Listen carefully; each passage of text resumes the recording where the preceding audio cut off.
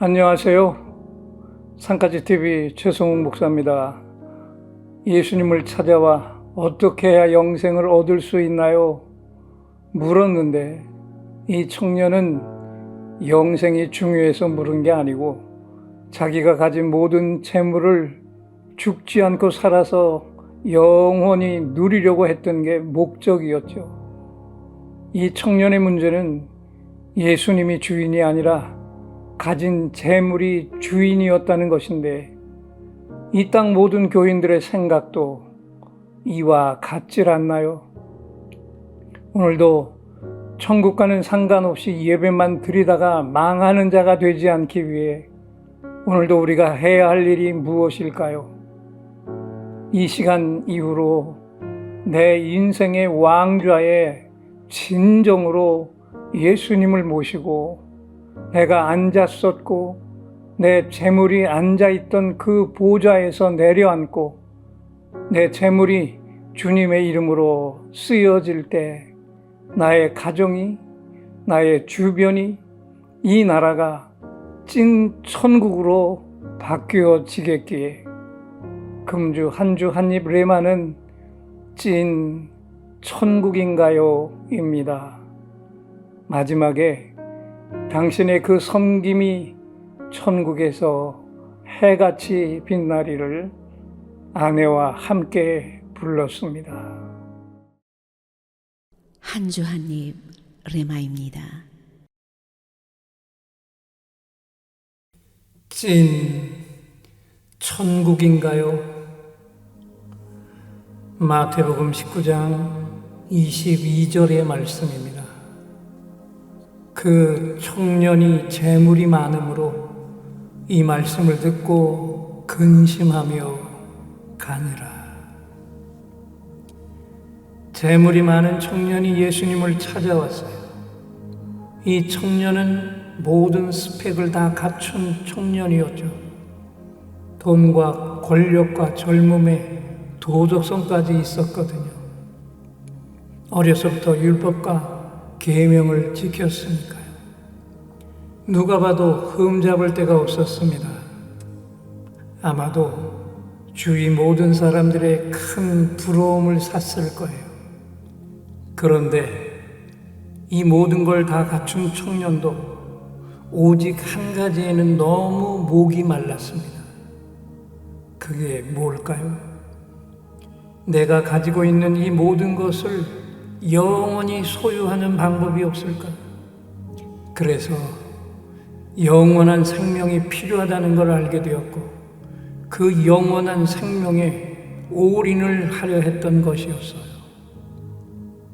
따져보면 이 청년이 영원한 생명을 원했다는 이것도 너무 놀라운 일이었잖아요. 자기가 가지고 있는 모든 것을 마음껏 즐기는 데에도 시간이 모자랐을 나이에 벌써부터 영생이라는 신앙의 본질에 가까이 다가와 있었으니까요. 난 사람은 난 사람이었어요. 그래서 예수님께 던진 첫 질문입니다. 선생님, 제가 영생을 얻고 싶은데 어떤 선한 일을 해야 할까요? 사실 그는 지금까지 무엇이든지 어떤 일이든지 열심을 다했거든요. 그래서 더 할 게 없다고 자부했었거든요. 그래서 자신감이 충만해 이 질문을 한 건데, 그런데 예수님의 답이 너무 퉁명스럽습니다. 왜 나를 선한 분이라 하느냐? 선하신 분은 오직 한 분뿐이신데. 예수님은 이미 그 청년의 속을 꿰뚫어 보셨고 그에게 있는 문제들까지 모두 다 훤히 보고 계셨습니다. 예수님이 보셨던 그 문제가 무엇이었을까요? 이 청년은 선에 대한 기준을 하나님의 법에 둔 게 아니라 자기 스스로 만족해야 하는 그 자부심 안에만 기준을 두고 있었고, 영생을 얻기 위해 계명을 지키라는 말씀에 속으로 드디어 나에게 기회가 왔구나, 쾌재를 불렀겠지요. 나는 이 모든 것이 넘치도록 충분했다고 자부하고 있었으니까요. 그래서 아주 자신 있게 대답합니다. 저는 모두 다 지켰어요. 근데 저에게 뭐가 더 부족한 게 있을까요? 그 순간 예수님이 청천벽력 같은 답을 하십니다. 네가 가진 재산을 다 팔아라. 그리고 가난한 사람들에게 다 주어라. 그것부터 하고 와서 나를 따를래? 여기서 우리가 결정적인 걸 볼 수 있어야죠. 이 청년에게 영생이 그토록 필요했던 이유가 무엇 때문이었나요? 이 청년이 영생을 그렇게 소중히 여겼던 걸까요? 그래서 여쭙던 걸까요? 절대 아니었죠. 이 청년에겐 자신이 가지고 있는 모든 것들이 사실은 천국보다도 영생보다도 더 중요했습니다. 그래서 그 아까운 모든 것을 내가 영원히 죽지 않고 살아서 나만 영원히 누려야 했으니까요. 그런데 그 가진 것을 다 내어주고 영생을 얻으라, 그럴 마음은 전혀 없었습니다. 그에게 최우선은 자기가 가지고 있는 모든 소유였고 천국도 그 다음이었을 뿐이니까요. 갑자기 청년의 얼굴이 파리해졌겠죠. 잠깐이지만 팔아야 할 재물의 목록이 떠올랐겠죠. 그런데 그걸 모두 다 포기해야 한다. 결국 그는 슬픈 표정을 하고 그 자리를 떠나고 맙니다. 여기서 중요한 게 있지요. 영생은 주고받는 바터의 대상이 아니라는 것. 그리고 최고의 가치, 영생은 인간이 하는 행동에 좌우되는 게 아니며 영생은 하나님을 아는 것이고 그 하나님과의 관계의 결과물이니까요. 자, 이 청년의 이야기, 우리 교인들은 모두 다 너무 잘 알고 있는 이야기인데 오늘 우리의 문제가 과연 무엇일까요? 우리도 이 청년처럼 영생을 원하고 있지만 천국보다 내가 가진 재물, 가져야 할 재물에 더 관심이 많질 않나요? 할 수만 있다면 더 많은 재물을 소유해야 하기 때문에 예수님도 필요했고 천국도 필요했던 게 아니었나요? 부자가 천국에 가는 건 낙타가 바늘귀로 들어가는 것보다 더 어렵다고 분명히 말씀하셨는데도 그 부자가 되는데 더 올인을 하고 있지 않나요? 결국 우리가 예배를 늘 드리며 살고 있어도 내 소유를 더 잘 보호하기 위한 것이었지. 그 모든 소유와 천국을 바꿀 마음은 추호도 없질 않나요? 주님이 청년에게 하신 명령을 오늘 우리 교인들이 모두 다 함께 들었다면 우리 교회 안에 남아있을 교인이 과연 몇 명이나 될까요? 그래도 우리 하나님은 오늘도 그 영생을 손에 간직하시고 하염없이 나를 기다리고 계시는데요. 오늘 말씀이 나에게 너무 충격적이었나요? 그러면 어떻게 해야 할까요? 이 청년의 진짜 문제, 우리의 진짜 문제를 똑똑히 알고 그것부터 고쳐야 하지 않을까요? 이 청년의 진짜 문제가 무엇이었죠? 청년의 주인은 하나님이 아니었고 가진 재물이 주인이었습니다.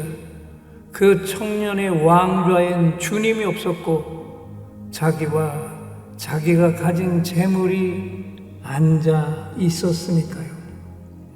그런데 이 모습이 지금 나의 모습이잖아요. 그러면 당장 내가 할 일이 무엇인가요? 내가 가진 모든 소유로부터 내가 영원히 섬겨야 할 예수님으로, 내 모든 소유물을 다 내려놓고도 주님을 따라가려는 그 마음으로 나의 패러다임 시프트가 지금 바로 바뀌어야 하지를 않을까요? 다시 한번 마태복음 19장 22절의 말씀을 들어봅니다. 그 청년이 재물이 많음으로 이 말씀을 듣고 근심하며 가니라. 하나님 모든 율법을 다 지켰다고 자부하면서도 자기 물질이 주인이었던 이 청년처럼 수많은 예배 속에 살면서도 예수님보다 내 물질이, 내 건강이, 내 권력이 나의 주인인 삶을 살아온 것을 회개합니다. 오늘 나의 삶의 패러다임 시프트가 바뀌지 않는다면 천국과는 상관이 없는 삶을 살고 있다는 것을 오늘 레마로 깨닫게 해주셨으니 오늘 이 시간부터 진정 나의 왕좌엔 예수님을 모시고 내 모든 소유물을 내려놓고도 예수님을 따라가겠다는 찐 결단이 있게 하시옵소서. 그래서 주님의 이름으로 내 재물들이, 내 능력들이, 내 환경들이 쓰여지는 곳에서 우리 교회도 찐 천국으로 살아나고 내 주변의 환경도 찐 천국으로 살아나고 나의 조국 대한민국도 찐 천국으로 살아나게 하시옵소서.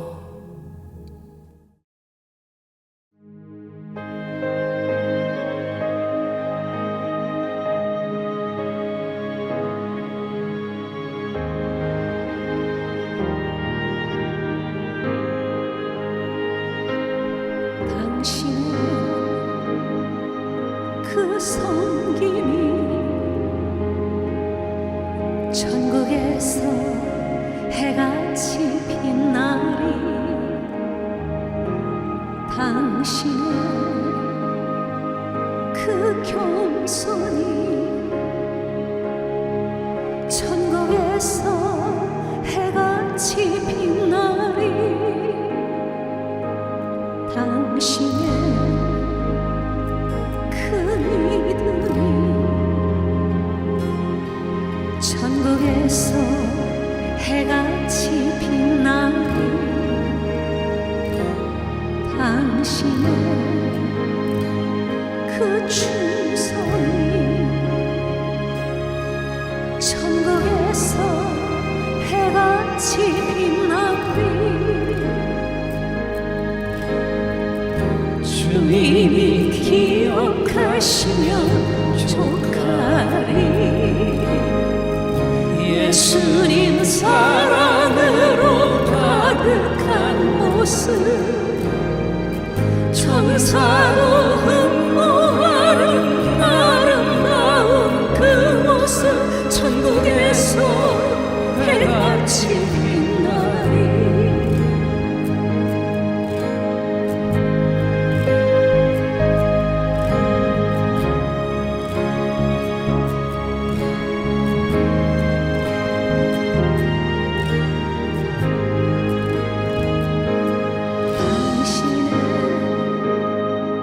그 순종이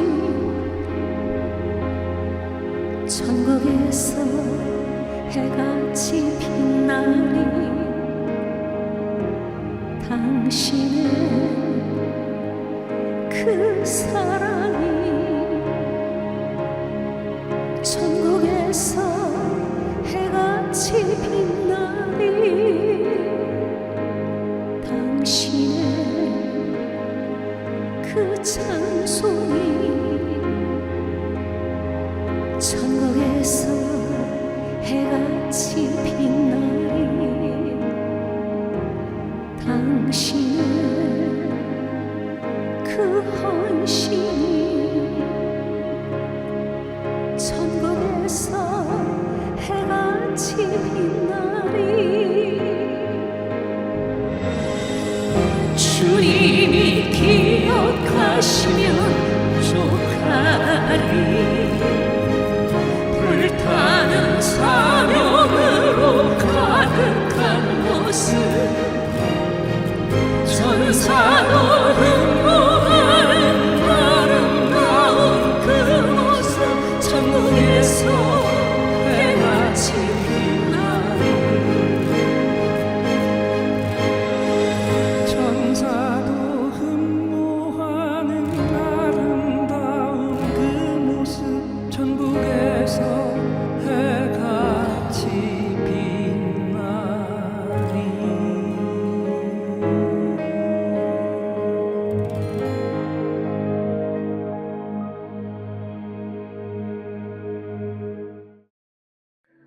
제가 35년간 목회한 예인교회를 4년 전에 은퇴를 하고 치유 집회를 계속하고 있는데요. 치유 집회가 왜 중요한지 아시죠? 일단 짧은 몇 마디 명령 기도에 자기 몸이 움직이고 통증이 떠나는 걸 경험한 분들은 살아계신 하나님이 내 몸을 직접 터치해 주셨다는 확신을 갖게 되고요. 그걸 곁에서 지켜본 교인들은 하나님이 지금 이 시간에도 살아계셔서 치유를 행하신다는 확실한 사실에 갑자기 두렵고 떨리는 마음으로 하나님을 바라보며 대충대충 신앙 생활했던 것을 회개하고 하나님을 경외하는 산 예배자로 서게 됩니다. 그래서 치유 집회를 한 교회들은 교회의 분위기가 영적 분위기로 바뀌게 되고요. 살아계신 하나님이 직접 안수하여 세워주신 담임 목사님을 하나님의 찐 종으로 여기며 앙금이 있던 것들을 다 털어내고 목사님의 진실한 목회 파트너로 서게 되면서 담임 목사님의 하루하루가 기쁨과 감격과 행복이 넘치는 삶으로 바뀌게 된다는 놀라운 사실입니다. 저는 은퇴를 하고는 규모가 작은 교회를 찾아가 치유 집회를 행하며 교회가 바뀌는 모습을 바라보면서 너무 행복한 시간들을 보내고 있습니다. 성장이 멈춘 교회가 다시 살아나서 목회자와 교인들의 영적 교감이 충만한 교회가 되고 목회가 날마다 기쁨으로 넘쳐나기를 원하시는 목회자께서는 주저하지 마시고 전화부터 주십시오. 거리를 따지지 않고 산까지 아내와 함께 달려가 교회를 살려 일으키는 일에 온몸을 던져 헌신하겠습니다. 사례비는 걱정하지 마시고 전화부터 주십시오.